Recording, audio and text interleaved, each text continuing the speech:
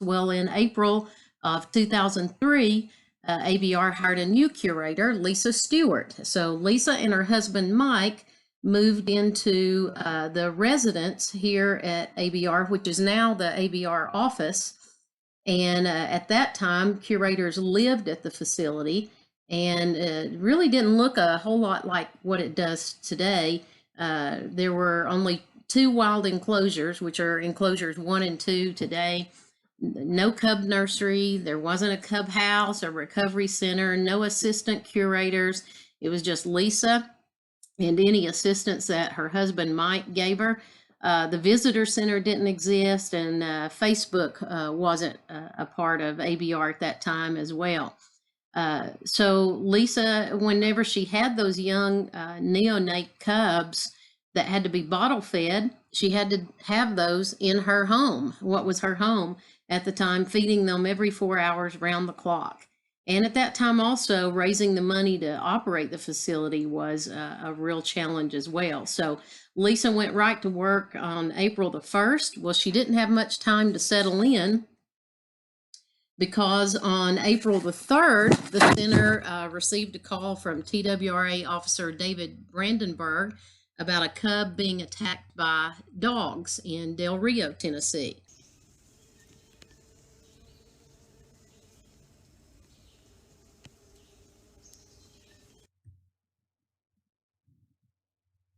And David managed to rescue the little bear from the dogs and take him to the University of Tennessee. And he was bear number 49, and Lisa nicknamed him Lucky Del Rio from the area where he came from. As I said, Del Rio, Tennessee. Well, it turns out that number 49 was a yearling, and he only weighed 12 pounds. Now, keep in mind, this is April of the year, and so he's a yearling, and he weighs 12 pounds. And every week, if you listen to these weights as they come in, you see how malnourished this little yearling was. And at some time in his life, he had suffered a broken femur. Not known how that was, but it had already healed. And we find that a lot of times. I can think of a few times, can't think of the specific bears, but particularly some of those that came in during the hard mass failure. Several of those had some sort of fracture or injury that they'd gotten previously, but had already healed. So kind of tells you the kind of rough life that some of them lead out there. But his injury had healed. And luckily, he hadn't been seriously injured in the dog attack, but he was so malnourished that he certainly wouldn't have lived much longer. So after he received care at UT 49, Lucky was transferred into the care of Lisa here at the center and placed in a pen. But he was so weak, he couldn't even forage for food. And at that time, the center used a series of long tubes, kind of like a large PVC pipe, to feed bears without direct human contact. But this little bear needed some extra help. So Lisa had to feed him by placing a bowl of food just directly in front of his nose, and then keeping track of how much that he ate. And she found that he loved apples, pears, and berries, but of course those weren't enough to put weight on him, and we didn't have the bear diet that we have now available for our bears. So she and her husband Mike kind of experimented with meatballs, ground dog food, berry juice, and formed those into balls, and with treats like sardines and honey, anything that's high protein, high fat, and would put some weight on him. Well, that did the trick, and he approved of the menu and got bigger and stronger, and a little more suspicious and less tolerant of the human that was feeding him. So after about 3 weeks, he signaled to her that he was feeling better by hiding when she approached, and also kind of swatting away the offer of a sardine on a stick. So, I've told you before that little bears who are very malnourished and starving are sick or injured will tolerate us to a point, and we can always tell when they start getting better because they get a little blustery and they let us know, I don't like your presence. So that's always a good sign. So she knew that he was out of danger and was ready to be released to a wild enclosure. And he did, and behaved just like a healthy yearling should, by staying out of sight most of the day. And he was released in October of that year and weighed 104 pounds at his release.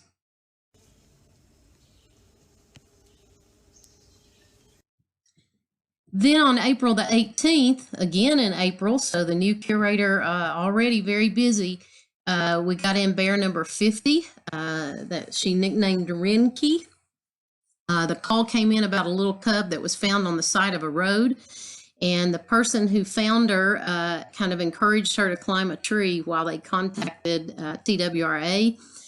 They waited about a day. The officers waited for about a day to see if the mother bear would return, but then realized they couldn't risk waiting any longer and went ahead and trapped her when mom didn't return. And the little 3-month-old female cub of the year weighed 4.2 pounds and was brought here to the facility. And of course, being small and no nursery, she had to reside here with Lisa in the office area, which was Lisa's home at the time. So Lisa had to bottle feed her every 4 hours. And at that time, Virginia Tech was doing a study on bears, and the Center for Ursid Research was located there at a facility on Virginia Tech's Blacksburg campus.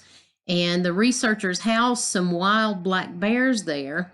And what had happened was each fall, there were some bears that had sort of become troublesome where where in residential areas or where farmers were having trouble with the bears.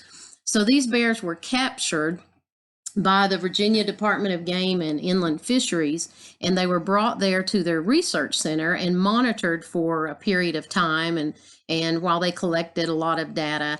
And then the hopes were that those bears would be able to be released back to the wild. So often, this study went on for about 10 years. They would have female bears that would arrive there that were pregnant, and they would deliver their cubs there while they were in captivity. So lucky for little bear number 50, Renkey, they did have a mother bear there who had 3 cubs of her own.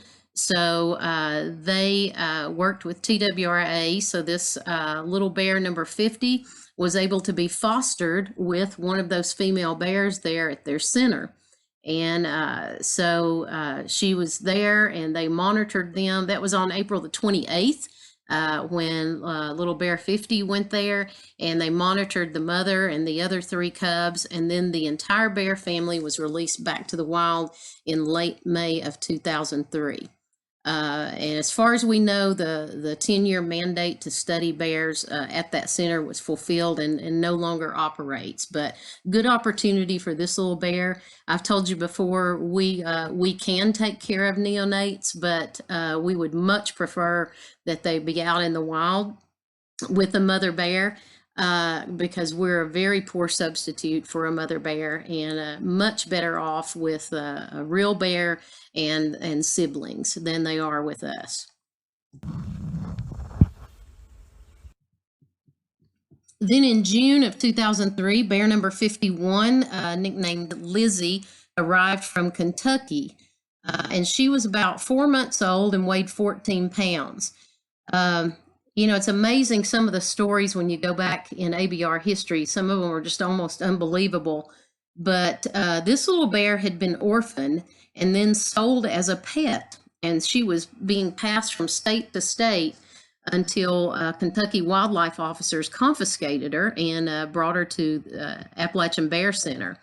And the sad thing was this little bear was so disoriented and frightened and just angry that Lisa's words were that little bear didn't even know she was a bear. So she was placed in a small pen that overlooked bear number 49, Lucky Del Rio's enclosure. And the notes said that she made so much noise and cried, and that she frightened bear number 49, Lucky. But the reason that Lisa placed her in that small pen was so that she could be exposed to another bear of her own kind, in hopes that she would pick up on that behavior and learn to be a bear. And Lisa tried and tried to calm the little bear and help her become the little wild bear she should have been. But remember, Lucky was a yearling, and this was a tiny cub.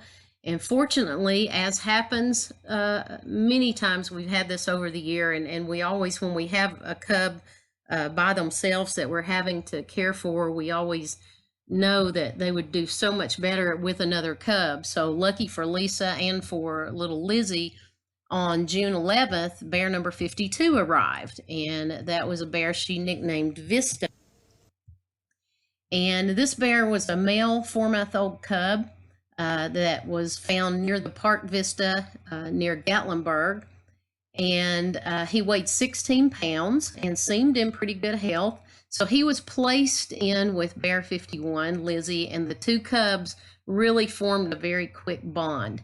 And it wasn't long before Lisa's notes said that she was climbing, huffing, swatting, and blowing just like any wild bear.